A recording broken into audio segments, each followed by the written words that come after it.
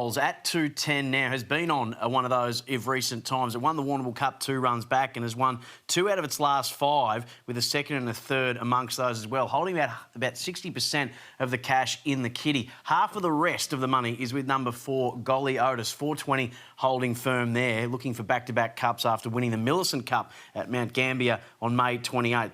Tends to like the heavier tracks, but is 2 out of 3 over this journey. One for the exotics could be number 3, Extra Elusive, has been in the money 9 out of 14 times at this distance, does place in 46% of its races and has missed the money in the last 2 starts, so could be due to get on the podium. Now into 205 though, is the favourite, ahead of the ahead of the Apsley Cup at Casterton. 205 now. Number 1 rolls out of barrier 1. What are you really gambling with? For free and confidential support, call the number on your screen or visit the website.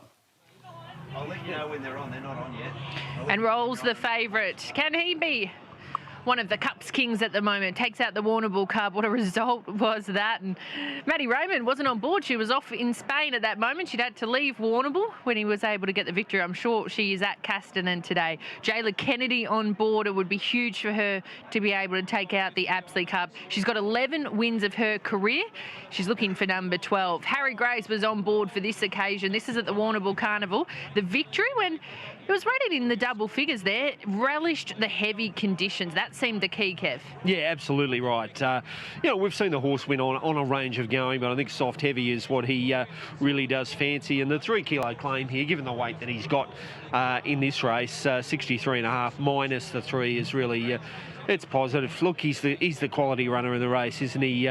The others haven't gone near winning a race of that quality at all. So he's just got to get through down there. I think he's the right way to go for mine. Big weight and all, even after Jayla's claim. I've got no knock on what the horse has done, even in the run since Warrnambool Cup.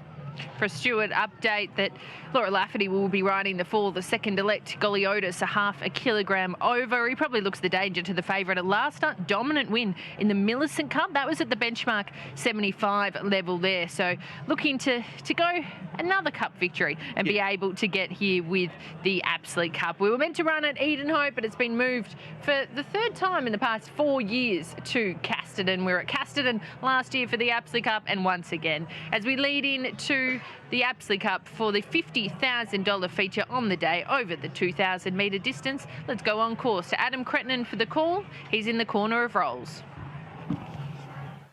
First couple have loaded here. Extra Elusive's about to move in. He's got the blinkers off today.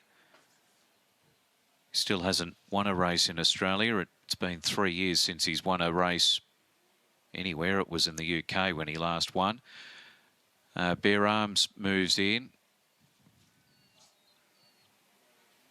Golly Otis about to come along. Here's Month of Missile moving up first. So the line taking pretty good shape. Rolls ran 4th in this race last year, and just like it is today, it was run at Casterton too. Not Usual Glorious, who goes around in the Swan Hill Cup shortly, won this race last year. Literati is the last one to move in, and the field will be set for the Bet365 Apsley Cup. 2,000 metres ahead of them. Clear favourite Rolls, well backed, inside gate. Barriers open and they're underway. Extra Elusive came out a little bit sideways at the start, but Rolls began pretty well down on the inside. He's going to be prominent early with Golly Otis and Mr. Dependable. Caraggio's wider out, and then Month of Missile, Extra Elusive, Bare Arms drifts back, and Literati's going to be the last one. But Rolls is left in the lead here as they come past us, and led a half length over Golly Otis, who at the moment is content to sit outside the leader. And Mr. Dependable's rider's got to make a decision here. He's 3 wide, and looks like he's going to put the foot down and go up towards the lead. In 4th place is Extra Elusive, and 5th is Month of Missile. 1.5 to Caraggio, and then Bare Arms and Literati brought up the rear. So they head out to the back and head past the 1200.